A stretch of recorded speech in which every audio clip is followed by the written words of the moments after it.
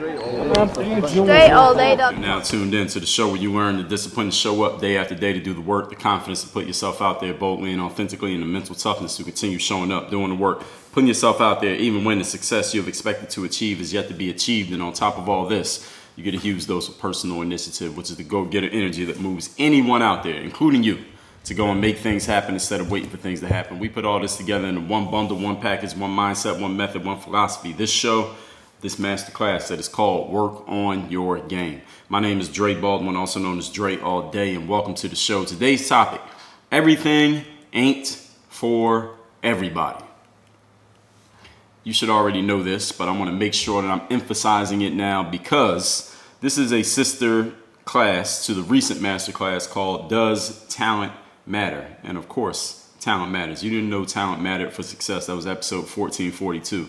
Of course it does. And the reason why I'm bringing this up is because there was one day, well, I'm just giving you a story. This is not the main reason why I'm bringing it up. The main reason I'm bringing it up we'll get to as we get into the material of this class. But there was one day in high school. We were all outside during the lunch / recess period for high school. And there were some basketball courts outside on the concrete playground that we had on our school's grounds. And one of the rims, the baskets, was lower than a normal 10-foot basketball rim is 10 feet high, was why most people can't dunk on a basketball rim. But this particular rim that we were messing around with on this day, this rim was about 8.5 feet high, which made it a lot easier for a whole lot of people to dunk on it. So of course the basketball gets brought out, and of course all of us kids were all out there dunking on this basketball rim. Now, anyone who was any form of athletic, so anyone who played any basketball, had any type of athleticism, we were all going up, dunking on it, trying to dunk on each other. Everybody's doing these dunks and all this stuff on this basketball rim. Now, there was this one kid who was friends with some people who were athletic. He was friends with some people who played basketball, but he was not a basketball player. I never saw this dude do anything athletic. He wasn't really a sports guy. When everyone's playing basketball, he might jump in the game and play a little bit every now and then just because it was basketball and his friends were involved, but he was not left to his own devices, he would never go to a basketball court and play basketball on his own. But since everybody was already doing it and he was part of the group with some of his friends who were out there dunking on the court, he decided to go up and try to do a dunk. So he jumps, he tries to do this two-handed or one-hand dunk, I don't even remember, but he got stuffed, or what some people call rim blocked. Basically, he tried to dunk the ball and the rim blocked him from making his dunk. In other words, he didn't jump high enough, even on a rim that was 1.5 feet shorter than a normal basketball hoop. He still was not able to get high enough to dunk it. He got blocked by the rim, and the momentum of getting stuffed by the rim sent him back on his ass, and he fell down on the concrete on his back after trying his dunk. And of course, everybody's laughing at him. And the whole point of me telling this story is this: everything ain't for everybody. All right, just because you see everybody else doing it, just because you think it looks easy, just because you see a wide open opportunity, just because you think it might be sweet, you think the opportunity may be easy for you, just because you think all of those things and you see in all these things you're observing, does not mean that every opportunity is for you. Just because your friends are doing it does not mean you should be doing it. Just because people you think you're better than are doing it does not mean you should be doing it. Just because someone told you how easy it would be to do it does not mean that you should be doing it. None of these are good reasons for you to be doing anything. Today's topic is about discernment, the skill of discernment, which we talked about not too long ago back in masterclass number 1431.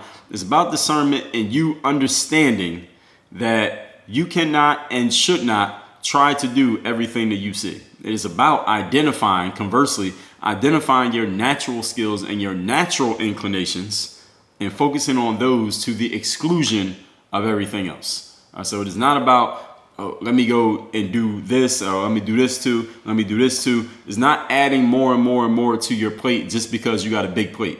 It's about only putting the things on your plate that you know you can eat, if you follow the metaphor that I'm giving you here. So let's get into the meat and potatoes, if we extend that metaphor, of what we're going to talk about here in today's class. The topic, once again, is everything ain't for everybody. Number one, remembering that everything's not for everybody, and subsequently keeping yourself away from doing things that are not perfectly custom fit to you. All right, this is most importantly a discipline. Staying away from where you know you don't belong is a discipline. It's not a skill. It is not a talent. It's a discipline of knowing, okay, my main thing is this, and this. So I'm going to stay away from anything that doesn't fit into one of these three categories. Anything that's not one of these three, I'm not getting involved in because it's not my zone of excellence. It's not my zone of competence. It's not my power zone. Maybe you've heard people using those phrases, which are basically referring to the things that you really do great. I was listening to someone talk about this not too long ago. He was saying people who become really great at what they do, they focus on doing specifically the things that they're great at, and then they get other people to do anything else that they may need, but they personally are not great at. So a person, he was saying that he was at dinner with or lunch or whatever with Damon John. Damon John is a guy who's on Shark Tank. He is one of the founders of Fubu.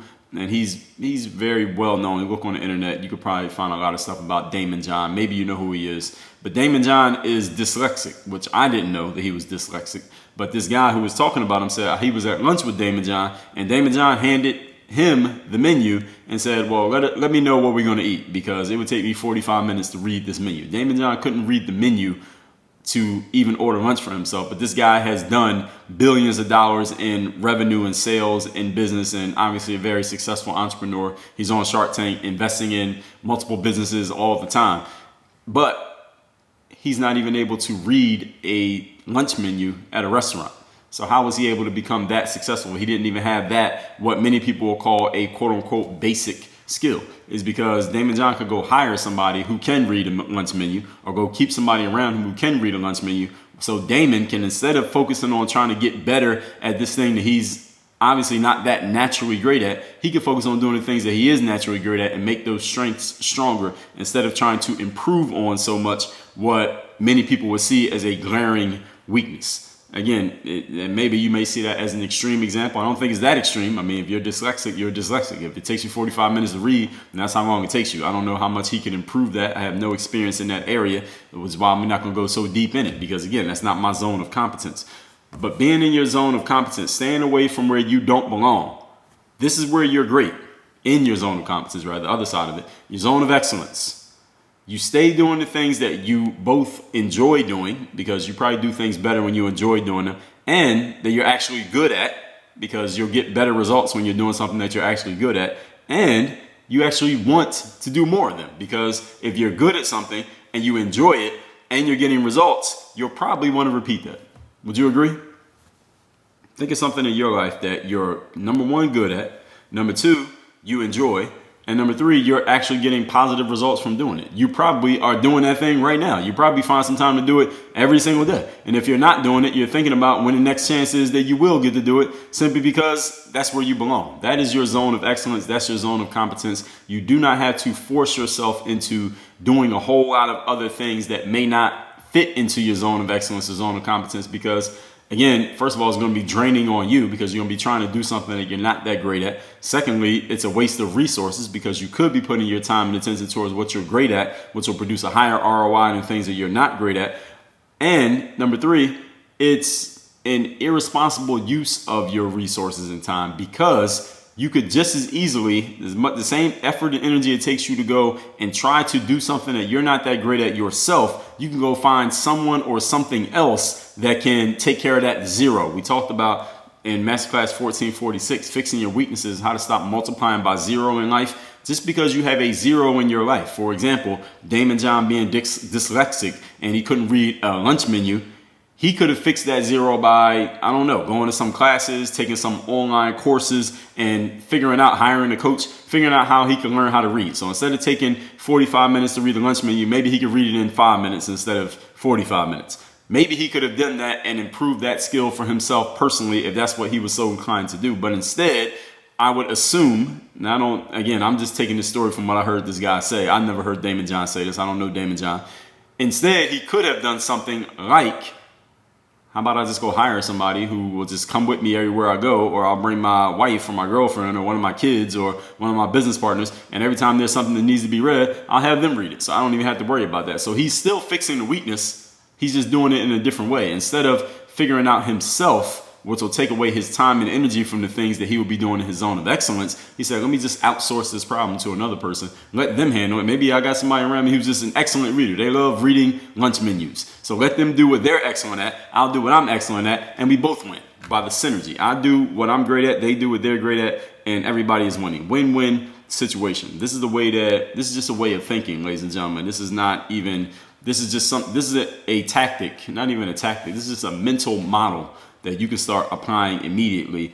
And I touched on this again in masterclass 1446, fixing your weaknesses. Understand that fixing your weaknesses does not necessarily mean that you personally need to add every single skill to your skill set, because you're going to run out of time trying to add every skill. And no matter how many skills you add to your skill set, you're not going to be equally great at all of them. There are a few things that you're going to be great at. You should want to set up your life, business, career, whatever you're doing, to do those things as much as possible, because that's where you're going to make the most impact. That's where you're going to get the highest ROI with whomever you're looking to serve, whether it be yourself and or other people. Many of us make the mistake of stretching ourselves outside of our zone of excellence, our zones of excellence, for those of you who have more than one, for myriad reasons. One reason is that we fail to delegate work to other people, as I just explained.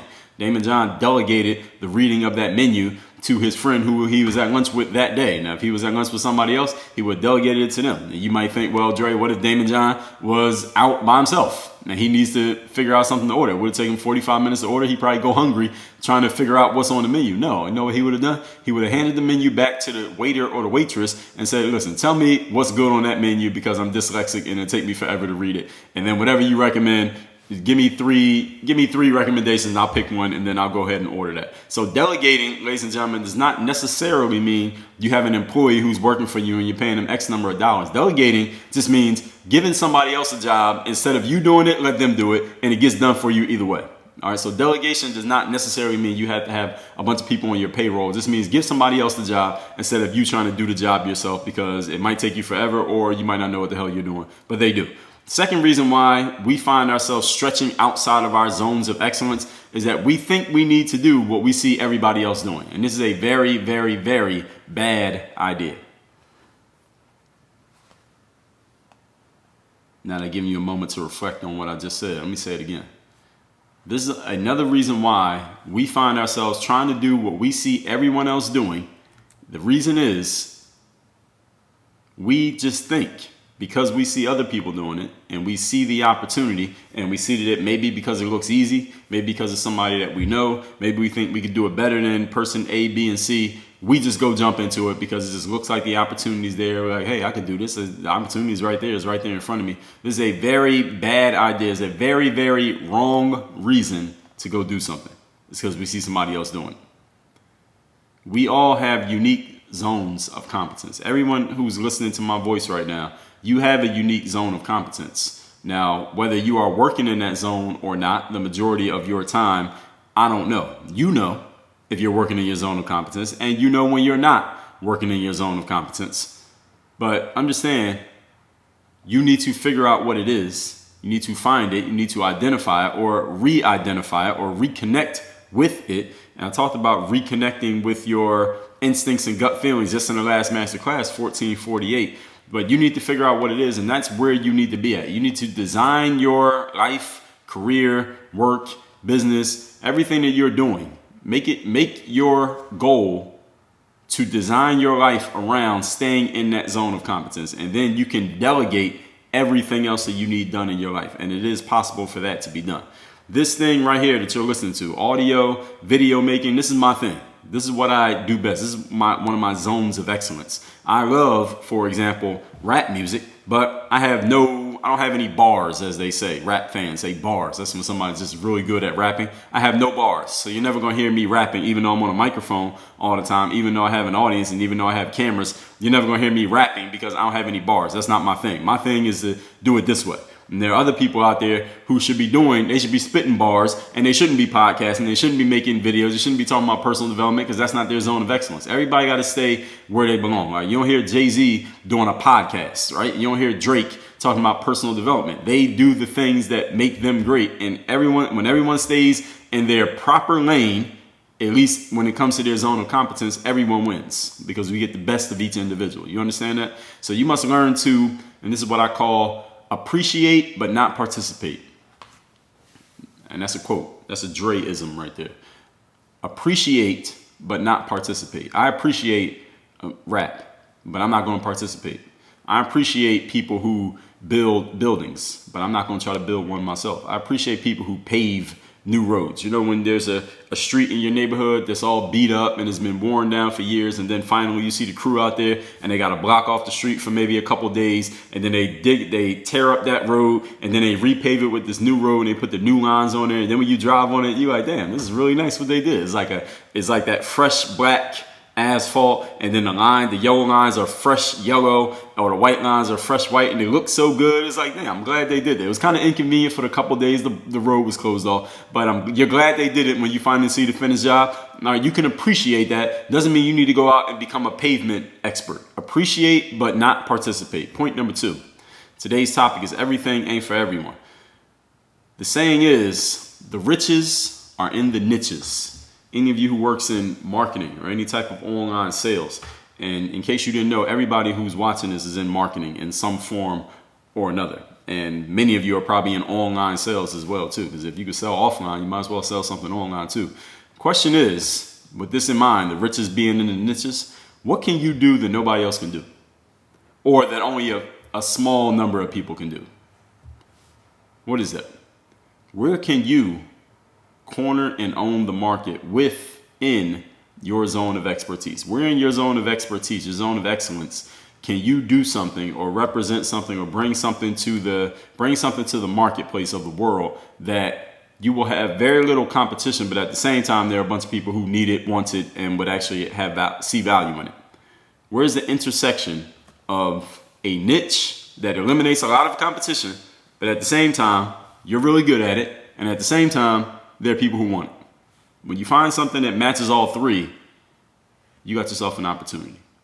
I mean, you can have opportunities in many other places too, but you're not going to have that much opportunity because you're going to have so much competition that it's going to cost you so much of your resources just to get seen, heard, and known. It might not even be worth it. It might not even be an opportunity for you anymore. Where is there a market that needs and wants your offer? Again, also intersecting with your zone of competence, and also intersecting with there not being too much competition that will cost you too much of your resources just to get seen. When you find that sweet spot, that's where you need to plant your flag. That's where you need to build your house. That's the thing that you should really, really, really focus on doing.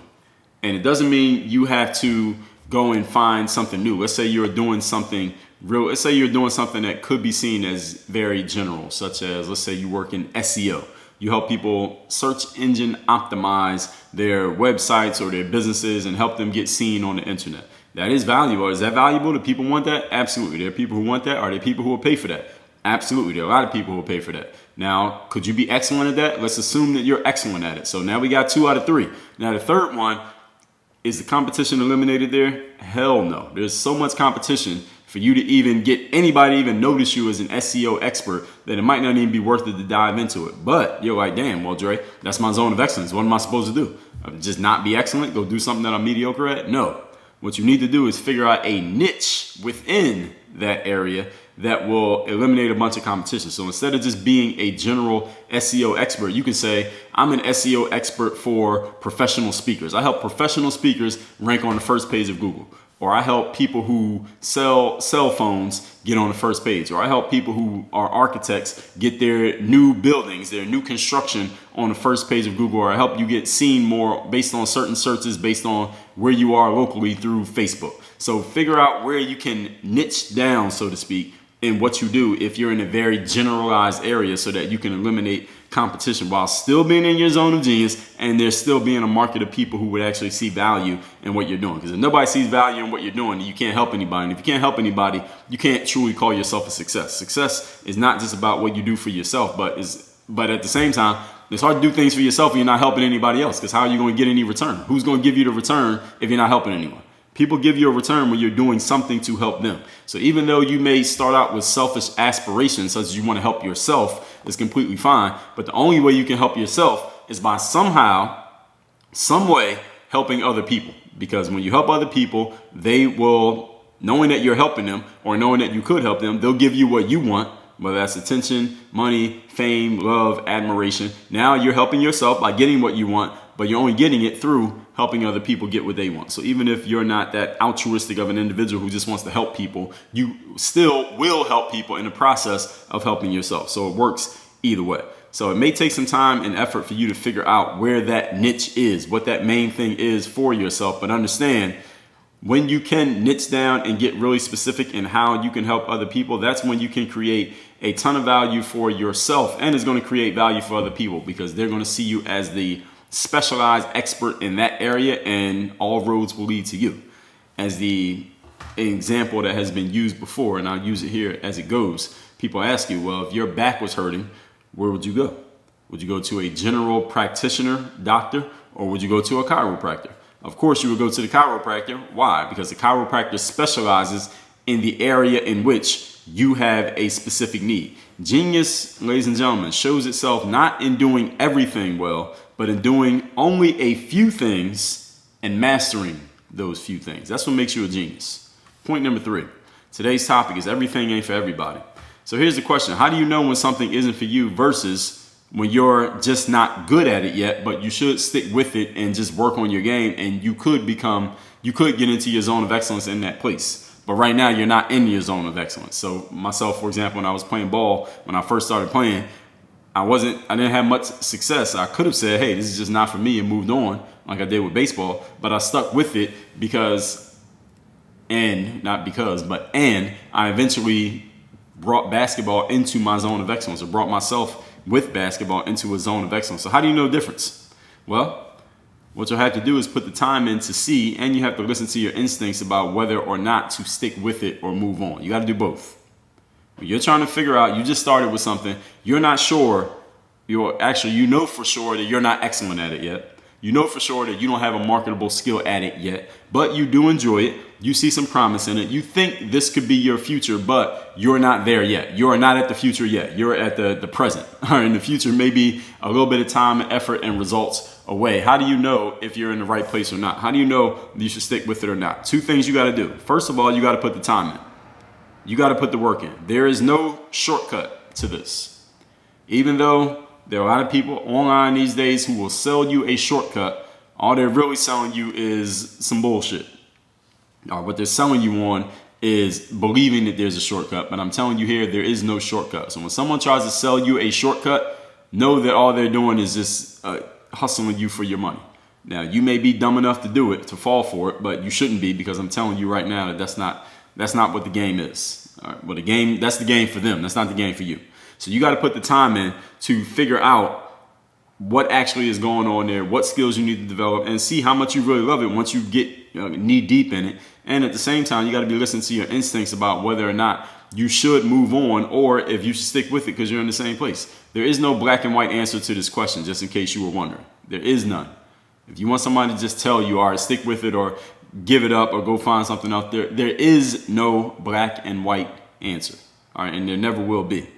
When I got cut from my high school basketball team in 11th grade, that's pretty much a time when a lot of young men getting cut 3rd year in a row would say, all right, I can still love basketball, but let me go find something else to hitch my wagon to in life. And while I was trying to figure out what that was, what else could I hitch my wagon to in life after getting cut, every vision that I tried to create in my own mind, it kept coming back to playing basketball. So that was my instincts. That was my gut instinct telling me, hey, maybe give basketball another try. And even though reality had been telling me basketball wasn't the thing that I needed to be trying, my instincts kept telling me that it should. So I listened to my instincts despite the ugliness of my current basketball reality, and the rest became history. But you got to be willing to listen to your instincts, and at the same time, you got to be willing to put that time in. So I still had to put more time in before I really got a chance to create some success in basketball. It's not like it just happened overnight like Cinderella. You still got to put that time in and put that work in. Let's recap today's class, which is everything ain't for everybody.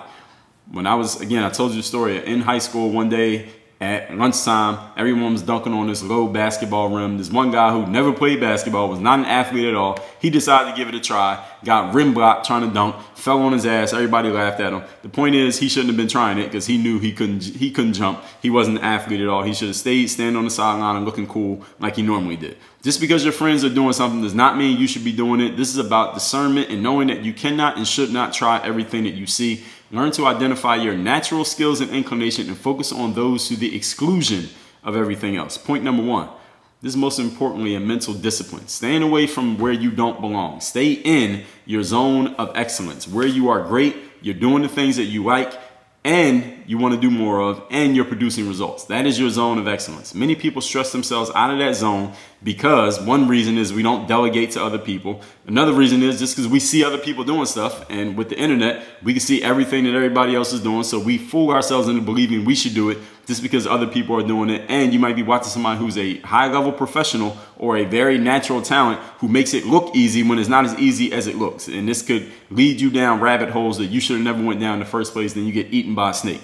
This thing, what I'm doing right now, this is one of my zones of genius. And while I appreciate rap music, conversely, doesn't mean I'm going to start rapping. Even though I got a microphone, even though I have an audience, even though I got a camera, doesn't mean I'm going to start rapping. You must learn to, and this is a Dre-ism, appreciate but not participate. Point number 2, the riches are in the niches. So what can you do that no one else can, where you also can corner and own a market that also intersects with your zone of confidence, and where there's a market of people who are actually seeing value in it and are willing to pay for it? That is the thing you should be doing in your life, business, career, whatever it is you got going on. You find that sweet spot, plant your flag there, build your house there, and you will do well. Now, it may take some time and effort for you to find it, but it is worth that time and effort because, for example, if your back was hurt, would you see a general practitioner or would you see a chiropractor? Of course you would see the chiropractor. Why? Because they specialize in exactly what you need. You need to become that for other people. Genius shows itself not in doing everything great, but in doing only a few things and doing them great. Point number 3. How do you know when something isn't for you versus when you're just not good and you just need to stick around and work on your game? Well, you got to both put the time in, and you must listen to your instincts about whether or not to stick with it or to move on. There is not a black and white answer to this question. When I got cut from my high school basketball team in 11th grade, I was faced with this question. And while I tried to find something else, my instincts kept telling me go back to basketball, even though reality said don't go back to basketball, it's over. I listened to my instincts like I talked to you about in the last masterclass, and everything else became history. You do exactly the same. I just laid it out for you how to do it. Work on your game. Dre all